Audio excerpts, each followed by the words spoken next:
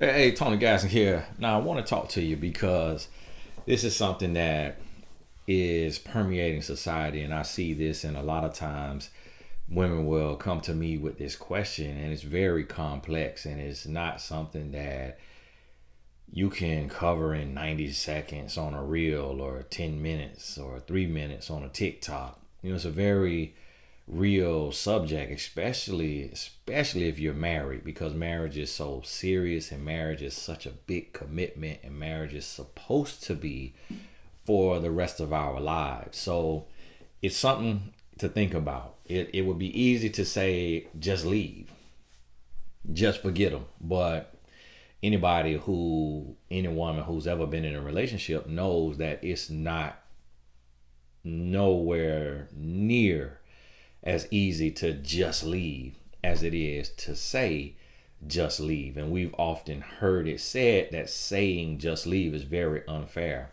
So I want you to think about this and realize, and first, this is what I need you to understand, because it's a lot of women who have not dealt with their trauma. There's a lot of women who have not dealt with the pain that they feel from their ex-husband or their ex-boyfriend, or the pain that they feel from their current relationship. And instead of addressing that man or going to therapy or coaching and addressing the situation, there's a lot of women who come to people like myself who are only trying to hurt. Only trying to help, and they try to hurt me, try to address me. And so, in essence, taking out the pain and the anger that they feel for the man who hurt them on me, and claim that I am making excuses for the man instead of telling the man, oh, do this or do that. But it's not actually the man who is searching this question, like how to deal with my man's porn addiction or what have you. And so we have to understand that. And there's all different types of addiction, and they may all be somewhat similar. And I am not an addiction expert. I am someone who studies behavior and someone who understands the male psyche and how we move.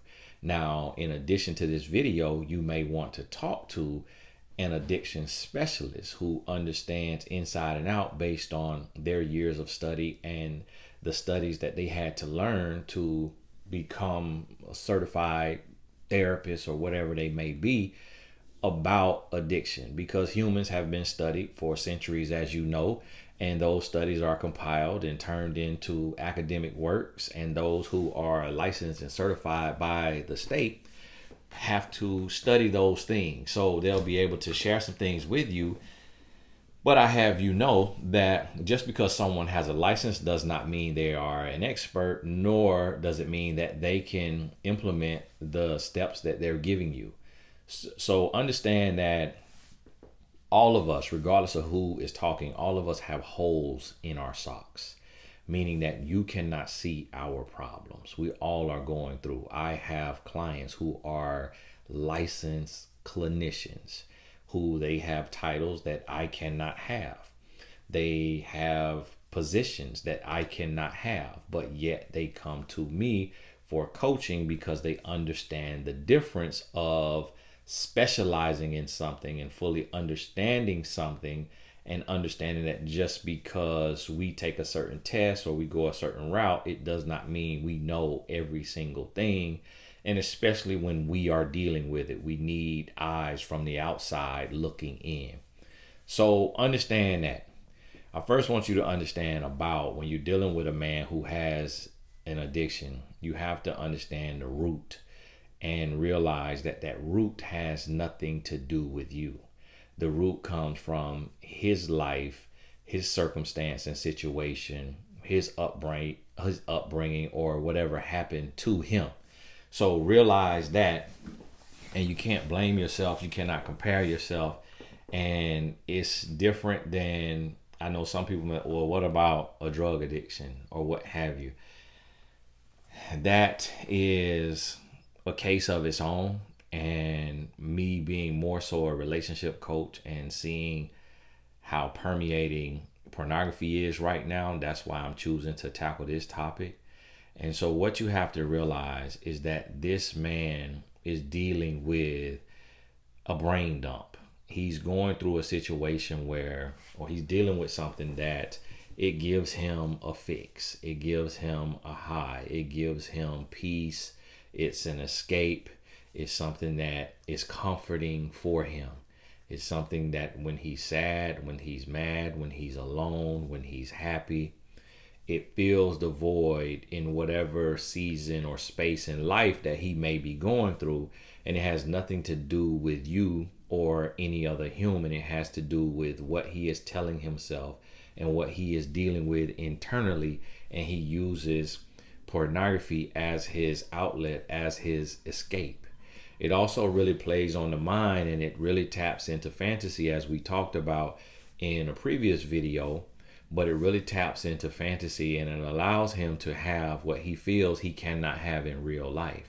So we all want something. We all want the next level. We all have a favorite, a dream car or a dream house or a dream job.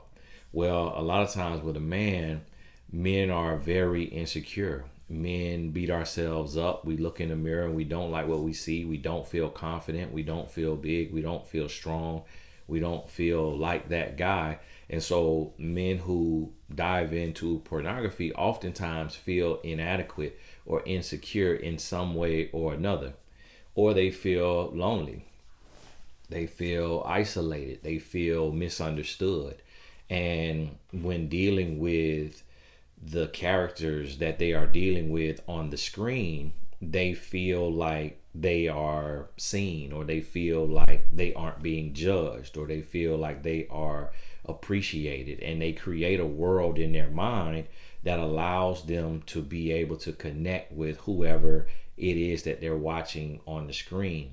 They also feel that the screen is not watching them, but they are watching it. They're not necessarily thinking about who, what would you say, the eye in the sky, or not Uncle Sam or Big Ben or what have you, like what Eric Snowden talks about. They're thinking about the fact that they are in their privacy and they can do what they want to do. Also, what you have to understand is that this is a rabbit hole, meaning the mind is a very, very, very powerful thing. So as you can imagine, just like with anything, the more you indulge in it, the more you partake in it, the higher your tolerance goes. So a lot of men find themselves going down this rabbit hole, and it continually graduates. They continually graduate to the next level, and they're going from grade school to middle school to high school to college and so on, but in this world of pornography. And what I mean by that is they may start with a fantasy, and then that fantasy gets deeper and darker, or they may start with familiarity and then it grows into a fantasy space. What I'm saying literally or specifically is a man may go from watching a woman by herself to watching a woman with a man, to watching a woman with a woman, to watching a woman with a man of another race, to watching a woman with a woman of another race, to watching women and women, to watching men and men, to watching men with men of another race. All, you see what I mean? It just goes and goes and goes and goes. And at the end of the day, this man is in that space, and he's in that space, and he feels like he's not being judged. He feels like he can peek in on the lives of other humans and yet still not be seen. And this is how the mind works in those instances. And what we have to realize is that when you study humans and you study the progression of addiction, or you study like how humans move in a lot of areas, there's going to be all kind of studies, but I just study real life. I'm not a school person. Like, I'm not somebody that read a lot of books in school and took tests in school. I work with people. I keep my finger on the pulse and I listen to the stories. I've never had an addiction to porn. I've never even watched a full porn. I know exactly what porn is. I know what it is, but I know how dangerous it is, and I see how it ruins lives. So that has been what has kept me from it. but I understand it fully because it also happens in real life with anything. You know, if you first time I tasted alcohol, disgusting.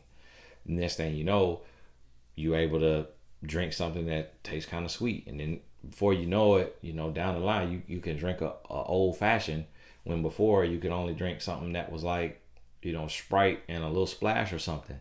But tolerance increases. Same thing with anything in life.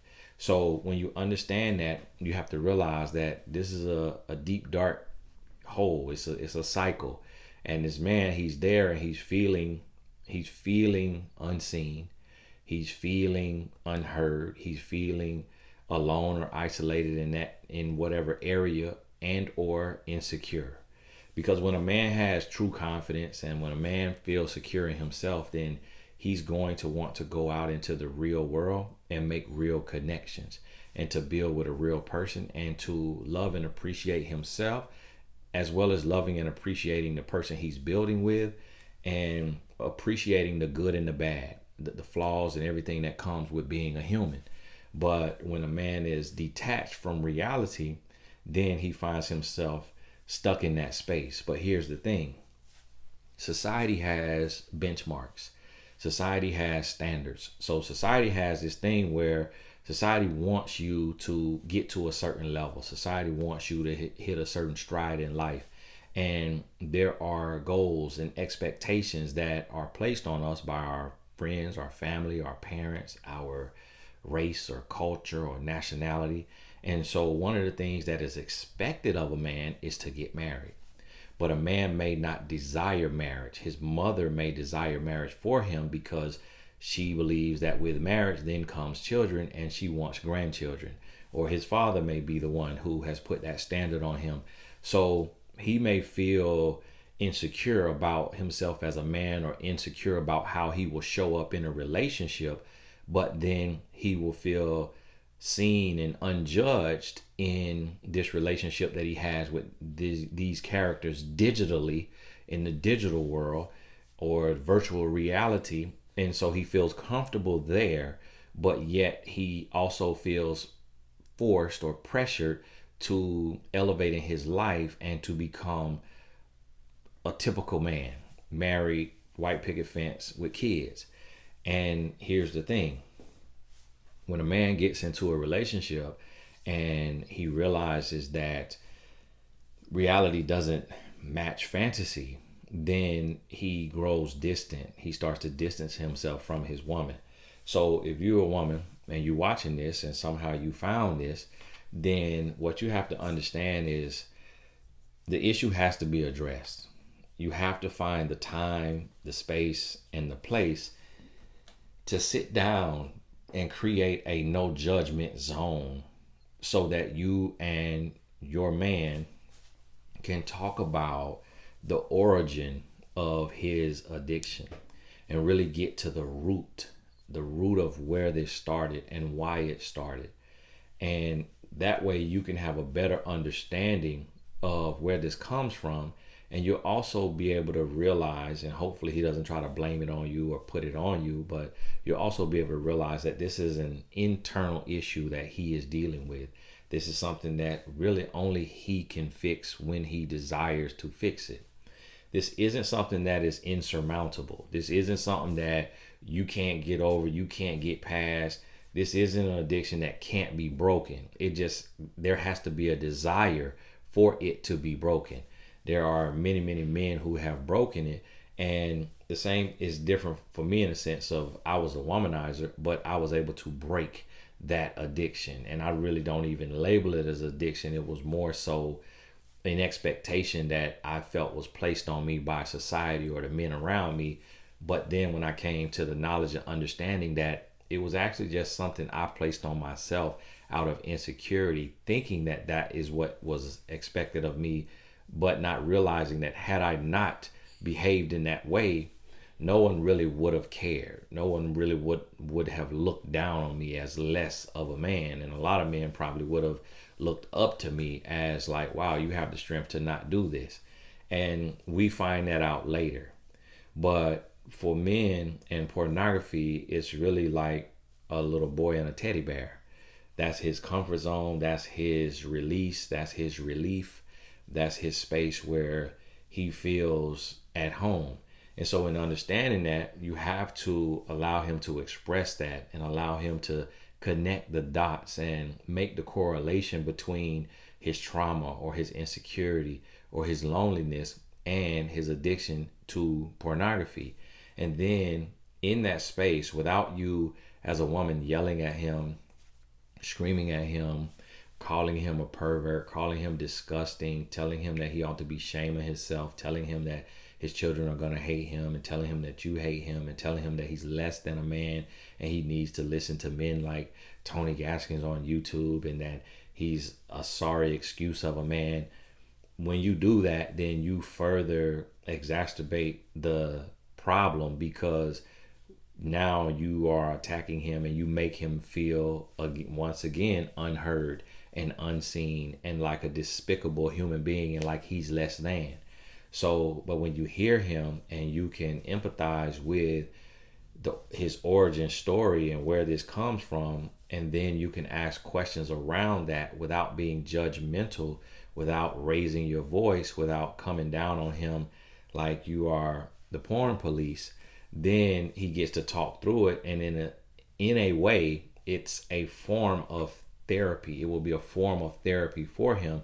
And because you all may be intimate sexually or intimate emotionally, he may feel more of a comfort with you than he would with a counselor or a therapist. And although that is a step in his healing and his growth, this is a great step as a woman to start with your man by just allowing him to be heard and understanding that it doesn't make him a bad person. It doesn't make him a sick and disgusting individual. He is literally a product of the environment we live in. It is very normal for men to watch porn in our society. Now, decades and decades and decades ago, no, it would have been seen as abnormal. But today, children are watching it. Some teens are watching it, and some teens are watching it with their parents knowing about it and just saying, hey, I'd rather him be watching it in his room and can't catch a STD or get a woman pregnant than to be out running the streets getting people pregnant. So that all goes into it, and it's something to be said about that. So when you have this conversation and you address it and you let them know, then you talk to them about, hey, this, you then let them know what your issues with it is, and you let them know how you feel about it and what you feel or what you notice it is doing to your connection with him, and help him to hear you.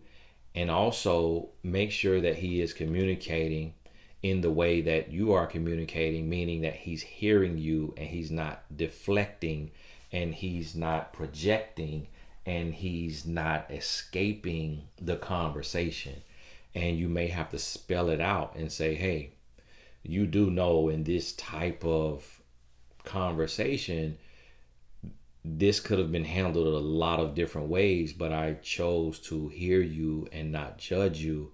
And I'm asking you to hear me. And this is where you get to see if you have a man or what I call a grown boy. Because if you have a grown boy, then even when you reel him back in, and even when you call him out about projection or deflection or rejection or whatever it may be, he will still pitch a fit or throw a tantrum if he's a grown boy and he's unwilling to grow and change. Most men know and believe that this is not a healthy behavior. And most men know and believe that they should grow and they should change. And a man will find a way to hear you out and to listen to how you feel about this.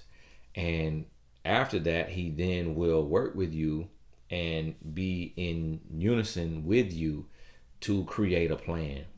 And in creating this plan, this is something that's very serious, but you want the man to understand that this behavior of indulging or being addicted to pornography is a deal breaker. a man has to know, regardless of how empathetic you are to his situation and what he's dealing with, he has to know that this is a deal breaker.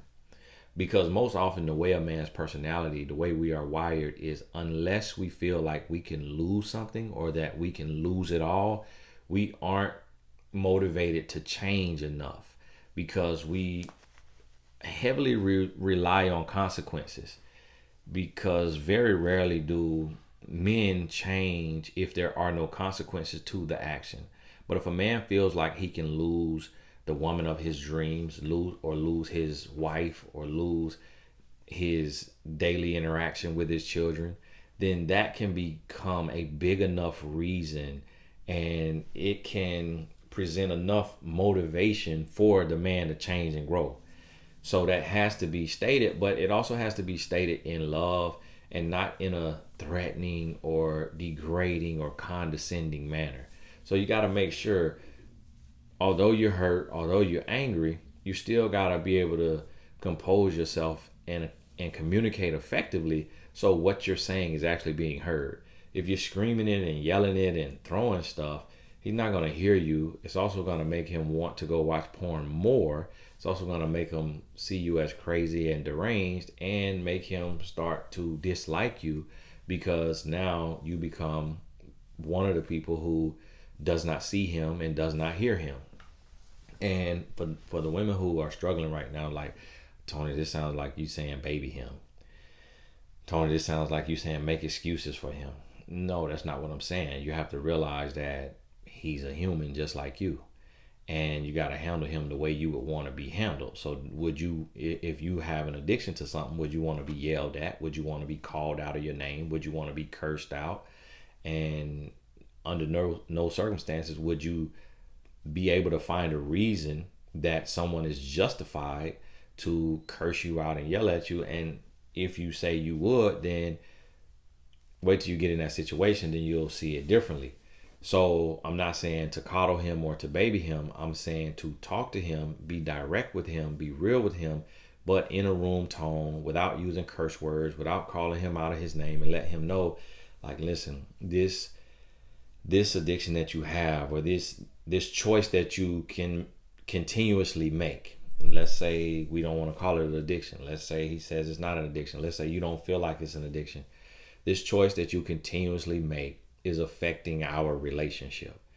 It is tearing us apart. It is creating too much distance between us.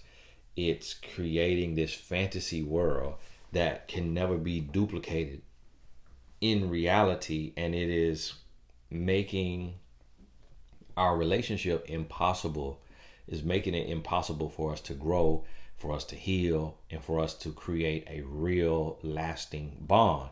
So you're expressing this to him. And if you cannot break this, or I know you can break this habit. I know that you can do different. I know that you can choose not to indulge in this behavior. I know you have that strength. I believe in you. I trust you with my heart, with my life, and I know that you can make the necessary changes. But if you are unwilling to make the changes, then it will be the end of us. I won't be able to stay, and I will have to move forward and adjust accordingly.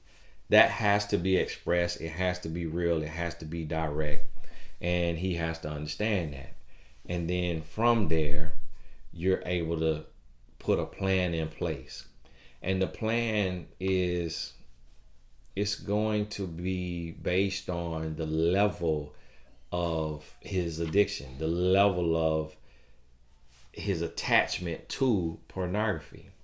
And in that plan, you will identify addiction specialists, people who specialize in helping people break and overcome and stay away from an addiction. And in that plan, that may mean set a session once a week. For very, very severe cases, it may be twice a week. And that may be 30 minutes to 1 hour. Then you also want to encourage accountability.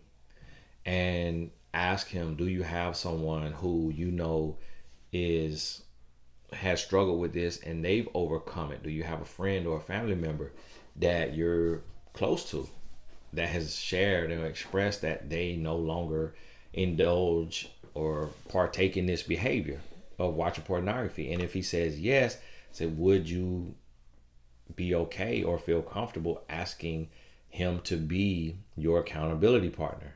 If he says no, then you then want to go to technology, because there may be apps, and I've heard of apps that you can put on your phone. And there was actually a company that reached out to me, and they had something. It was, I can't remember if it was an app or if it was like an online course, but it was like accountability for men breaking their porn addiction. And so there are resources out there that Google will be your best friend in that area, and you find something that has 5 stars and have a lot of reviews and is tested, tried and true, and then you can introduce him to that and sit down and talk, say, hey, well, will you utilize this? And one gentleman told me that there was an app that it would notify an accountability partner if he went to open a pornographic site, or he typed in any type of site, or went to open any kind of app that was a pornographic site or app, that it would then send a text message to his accountability partner that he had put in that app, and they would give him a call and say, hey, what's going on? I just got a notification. How you feeling? You feeling weak? Like, talk to me. And yes, sometimes because men seek a thrill and men seek a challenge, I always bring up the MMA, because that is the most bizarre thing in the world, that men actually do MMA, where you are elbowing and kicking and punching each other in the face. It is mind-boggling. Although I watch it, I kind of watch it like I'm watching the Barbarians or something, or I don't know, gladiators, but without a need to be a gladiator. I really don't understand it, but that's men. We do some things that make us all scratch our head. And when you think about it, some men will go to an even further extent to hide the addiction and to gamify it, make it a game, a challenge, to be able to continue watching porn and get away with it. And that could actually make their orgasm, their release, better when they are doing this, because their blood is rushing and they know they're sneaking, and they know that they're doing something that they have promised or committed to no longer do. So that's why the accountability piece has to really be intense. It has to be serious. And you may also oblige if he says, well, and you can ask him, what types of accountability should we put in place? Well, he may say, well, I want you to have my password. I want you to have my password so you can log, you can check my phone, and me knowing you're going to be checking, that's going to remind me if I get ready to download a certain app or visit a certain site, it's going to remind me about my commitment to you. And so you may have to do that. Then you also want to implement a professional, meaning, which we spoke about that, and then, but when I say implement a professional, I mean you want to double check. So you want to make sure that you're making sure he is going to this therapist or this counselor that you agreed to talk to. And you also have to next insert yourself. So you have to be an additional accountability partner where you are there, like you're occupying time. As you've heard, idle mind is the devil's workshop or the devil's playground. So what you have to do as a woman who you want this man to overcome it, then you have to know his schedule. So if you know his schedule, and men, when having this form of addiction, and almost every man goes through it in one way or another. So for some men it's pornography and masturbation, and for some men it's just pornography, and they watch it as like they're watching animals in the zoo, and they may not even masturbate. And then for some men, it's just masturbation. They may be just looking at a picture or just thinking about something. When that happens and when this is a normal occurrence, a man can get this off. He can get this off on his 15-minute break at work. He can get this off on his lunch break. He can get this off as soon as he gets into work. He can get this off any and every bathroom break that he takes. And some men just don't stay connected to their conscience. Some men don't think anything strange about having a release 3 times or 5 times a day. And it may actually kind of give them some confidence or boost their confidence, because they could think their thing is getting stronger or building stamina or getting bigger. And you never know how a man connects this act to something that will make him feel okay about it. And so as this man is doing this, as a woman, you have to occupy time. And this is your right. This is your man. So if he works from 9 to 5, then you need to expect him to be home 5:30, 6 o'clock. If he gets home 6:30, 7 o'clock, he needs to have a reason. You also can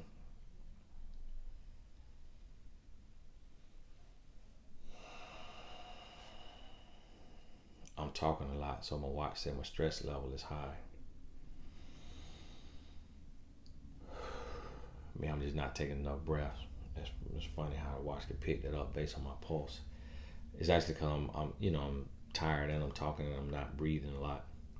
And these teaching lessons, okay. So for those of y'all who used to me, cutting up and we just be clowning, we'll have those videos too. But it's certain seasons where you gotta have teaching. So just understand that you gotta take all of me. The parts that it just teaching and the parts that teach and you laughing at the same time. But certain topics and certain things people dealing with is a little more serious. So hopefully we can have the maturity to understand the need for both.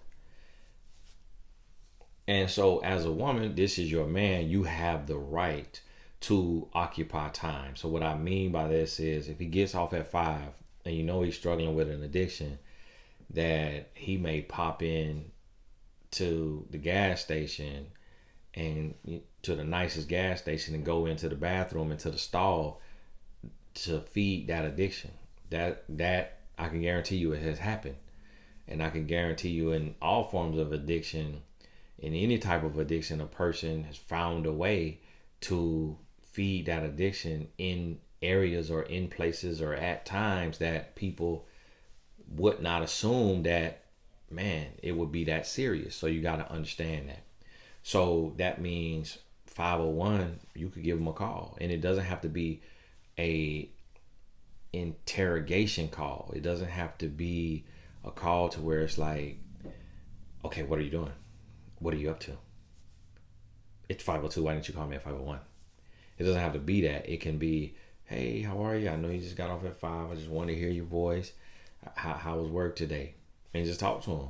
He may get in the car, switch it on the car, and now you become his best friend. And this is okay. Some people will call it codependent and all of that. No, you become his best friend. You become someone he can trust, someone he can confide in, and someone he feels sees him, loves him, needs him, appreciates him. And those are human needs. So get off at 5:01, you can have that conversation. You can start talking. 5:15, whatever it may be. That is reasonable if you can. And if not, you could be on text message. And if not that, then you do what you can do. Because let's say you work, you super busy, you tied up. I know in the comments, people come up with all kinds of excuses. I got to babysit. So now you're telling me I need to babysit them? Oh my God, this is way too much work. I don't know. A relationship is work. And humans are flawed. And you're flawed too. And one day he may be having to help you out of a rut and help you cope through something you're going through. So you just pay it forward. Just see it as something you're making deposits. You're making deposits into your relationship, and this is necessary. And what you want to do with occupying time is have something. So, hey, would you mind, do you have anything to do when you get home? And he was like, no, not really. Would you mind helping me cook dinner? And then he may want to cook dinner with you. So now, boom, he's cooking dinner. Y'all cooking dinner together. And then you go from there. Hey, you want to watch this on Netflix? Or if it's a game on, like whatever he's into, get into that too. I want to go take some swings at the golf course. Let me ask you a question. Would you mind teaching me how to golf? Get interested in what he's interested. That is healthy. If he is okay with it. Most men who love a woman want our woman to be interested in what we are interested in. And one of the biggest mistakes that we make as men and women in relationships, or as people in relationships, is not becoming interested and engaged in what our partner is interested and engaged in. Because in that space, they then can still feel alone and unseen. So if your man is into golfing, ask him to teach you how to golf. Whatever he's in, basketball, football, MMA, boxing, coding, whatever it is, see if you can learn about that, because he will take a lot of pride if you chose the right man, if this is really the person you're supposed to be with. He will take a lot of pride in introducing you into what he loves and teaching you about it, because now it's like, whoa, you see me, you're interested in me, and you want to know like more about me and what I have going on and my hobbies. And that loneliness or that invisibility is what leads a lot of men to pornography. So you reversing that and getting over yourself and not seeing your husband or fiance or boyfriend as a place filler or as just like a check of a box or status quo, but seeing him as your best friend and someone you really love, someone you really trying to build with, and someone you really care about, that makes a huge difference, and he'll be able to tell the difference. So the goal for us in life as men and women is to make our reality better than fantasy. And when we have fulfilling and rewarding and encouraging real relationships, then fantasy can't compare. But when a man is in a fantasy world, a digital fantasy world, and then he comes into reality and his woman doesn't really care about his interest and doesn't really see him or doesn't really hear him, but he's just basically a provider. He's just working to pay the bills or help pay the bills and to check off a box for the woman as, oh, I'm married. Oh, I have a husband. Oh, my relationship status on Facebook now is married. I'm stunting on all you single HOs. You looking at me with my husband and you're mad. So when a woman just uses a man for that, then that also is going to reinforce his choice of indulging in pornography. And so when you occupy that time, now he gets to the root of it. You talk about it. You introduce, you add a clinician, a professional. And this is depending on who he is as a person. So not every man will do good with a therapist or a counselor. It's just the way he sees it, the stigma around it. So if that means he needs to come to someone like myself, like a life coach, someone who understands it, but not clinically diagnosing him or using clinical terms, but being an accountability partner, being a motivator, and helping him understand what he's dealing with on a deeper level than he already does. Because most men understand and they get it. They get that it's wrong. They get that it's not benefiting their life in a healthy way. They get that it's detrimental, and they get that they need to break that addiction and change. But sometimes at the same time with a professional, a man may feel unseen and unheard, or like, oh, you can't relate to me, or oh, you judging me, or you looking down on me, or oh, you just sitting here pretending to listen for a check.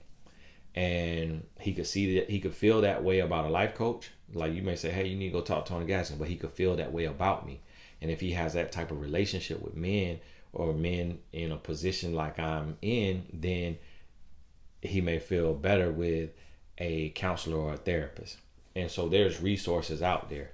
There's other coaches on mymentor.life, and then there's therapy sites where the therapy can be done through text message, with text message, but also by phone through an app where his identity is secure, to where he doesn't even have to put a full name or a real name.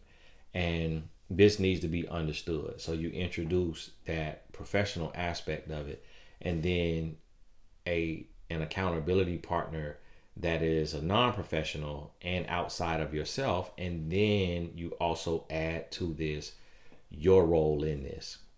And after you add your role of you're occupying time and you're setting up dates, you're setting up play dates at home, like playing board games, you're doing these different things.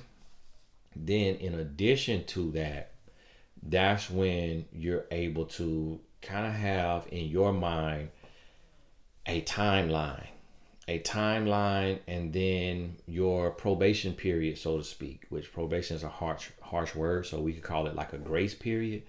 And this is you saying to yourself, what is level 2 and level 3? So, okay, this work is being done. What happens if he relapses and you catch him?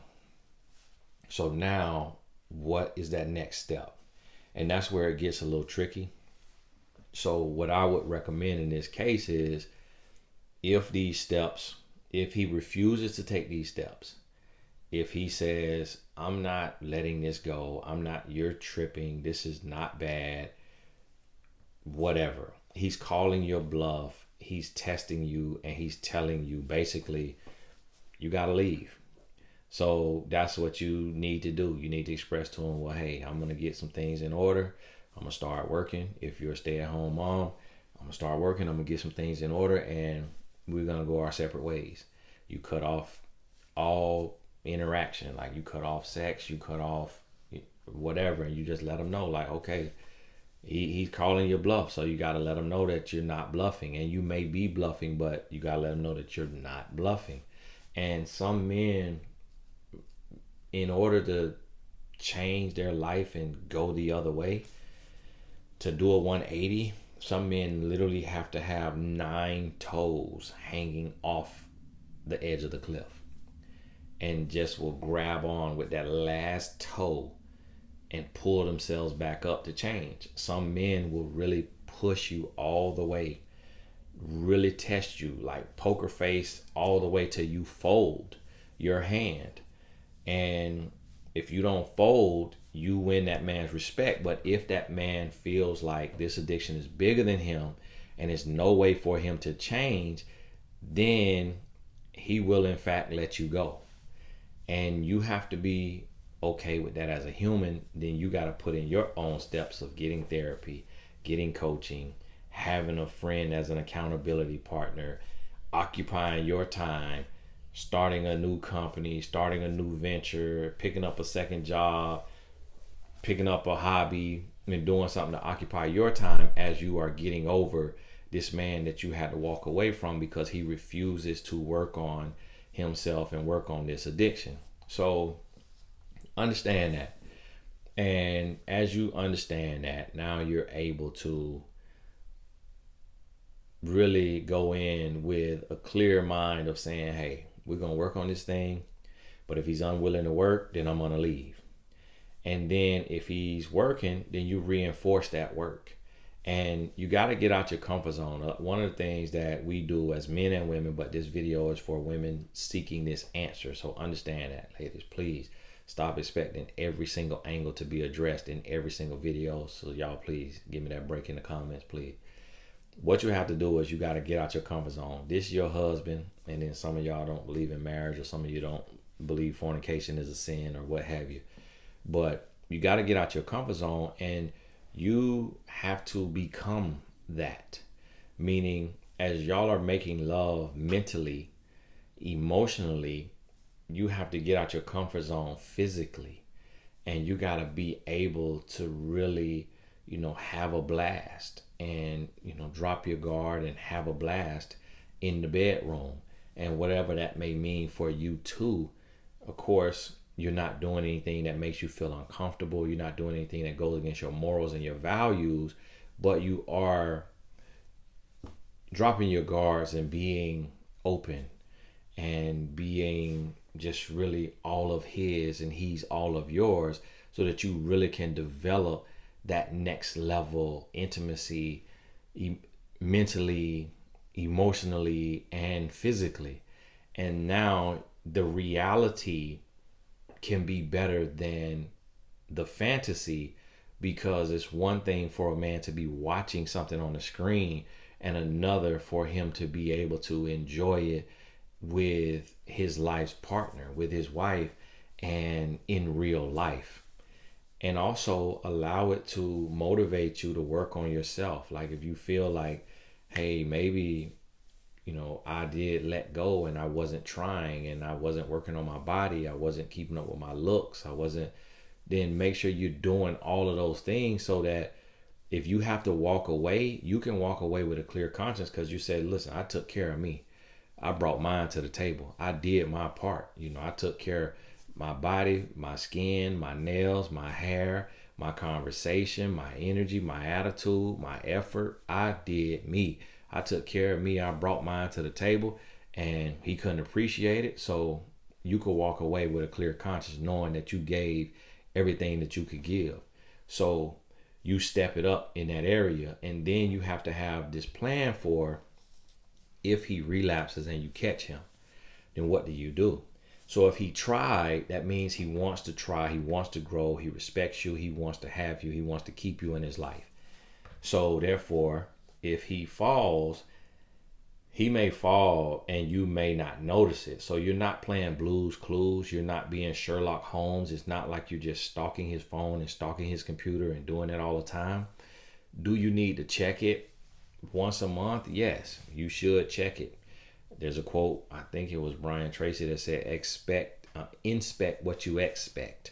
So yes, you got to inspect it, especially because your livelihood is on the line, your future is on the line, you building with this man, especially if this is your husband. Then you need to check that phone, check that laptop, that tablet.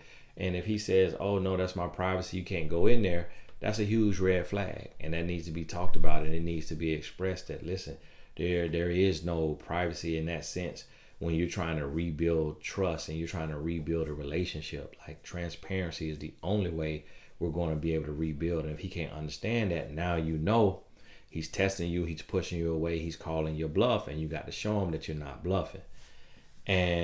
But if you catch him and he has relapsed, then you need to have a gradual plan in place. So let's say step one is you say, we tried, I'm trying to help you the best I can, but you decided to go back to that. So I'm going to remove myself. I need to get away and just clear my head and think about my steps forward. And he may beg and plead, fall on the ground, he crying and all this. You need to be gone at least 72 hours. Go get a hotel, go stay in a shelter, go stay with a friend. I know y'all gonna trip about the shelter, but whatever you have to do to send a clear and direct message to let him know you are not playing with him and that you will leave. So when you go on those 3 days, typically with a man who's not too far gone, a man with any kind of sense, 3 days, no contact. So he can't keep his finger on you and know exactly where you are and what you're doing and how you feel and what you're thinking. But he has to fill up your text message, fill up your voicemail, or he may not do that. He may just give you your space. Typically, after coming back from that, he will know. He will know that you're serious, this is real, and this is something that he has to take serious.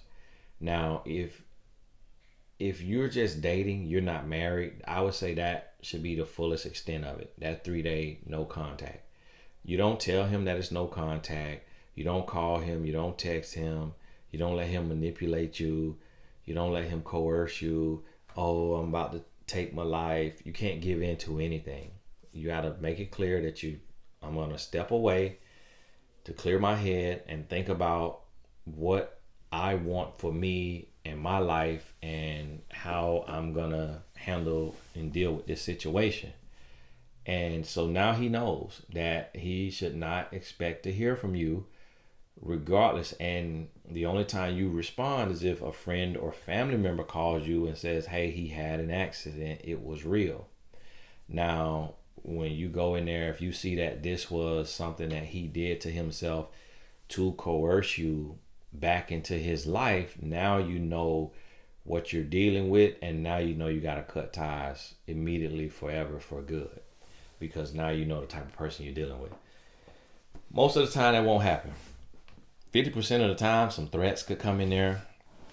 Oh, I'm gonna do this to myself, or oh, this, like some crazy stuff could be said. But you got to be ready for that. You got to expect that. You also, on the other side of that 3 days, you got to call that out and say, listen, never ever again can that level of manipulation or coercion happen. And depending on what was said, of course, we're assuming that it's not anything too crazy, like threatening to take your life or your mom's life or his life or what have you, the kid's life. We're not assuming it's nothing like that. Now, if it's something like that, then okay, again, you know what type of person you're dealing with, and you know you got to get gone immediately for good.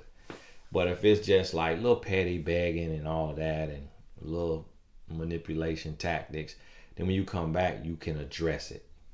So on day 4, meaning hour number 73, if when he calls you, like, you could pick up the phone, hello, and hear him out. Where have you been? What have you been doing? Hey, I told you I was space for me.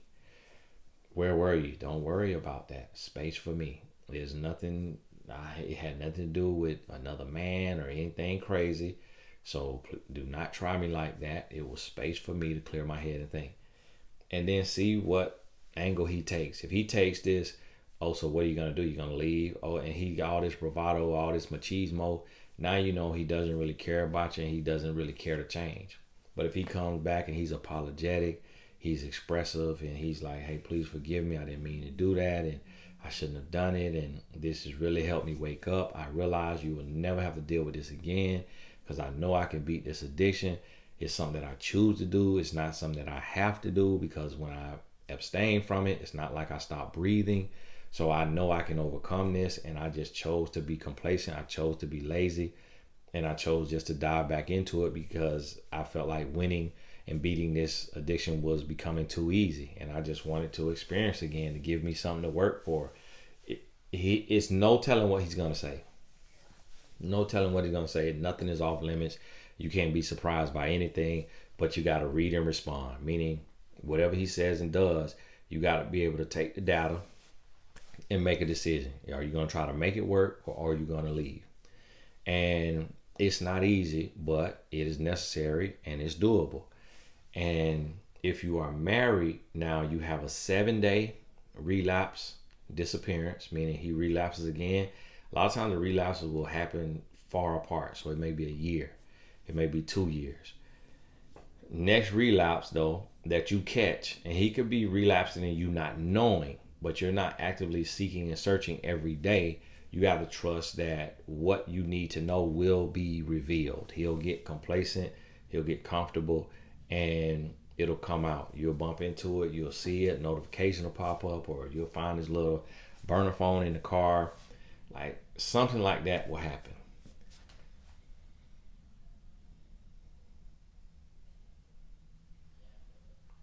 And now in that space, what you want to do is, if you're married, now if you're not married, then all you need is that 3-day. If you relapse, that 3-day, and then after that, if you relapse again, go on about your business. If you married, the next time, 7 days. 7 days, you gone, no contact, you doing your thing. And then the final is a 14-day. So if the relapse could take 2, 3, 4 years. The next time is a 14-day, no contact, separation, just distance. It's peace to yourself. It's 14 days. And this is, I'm making all this stuff up. Okay, this is the Tony Gaskins plan, just based on my understanding of men and our egos and how we operate. So a woman won't fully understand it the way that I understand it, because a woman is not a man, and so she's not thinking like a man, or she can't think like a man. Studies and all of this stuff will have its findings, and that's all cool too. But I'm doing this based on my knowledge, my experience, and just understanding men. So that final straw is the 14 day. Now, after that 14 day, if it even gets to that point, I would say 80 to 90% of men, it's only going to take that 3 day that he may relapse, and then you find it and just being gone, no contact for 3 days. 80 to 90% of men, they're going to change after that. If he really loves you, and if y'all have kids, you and the kids, he's going to change. Now, a small percentage is going to take you to that 14, to where you got to implement the 14 day no contact.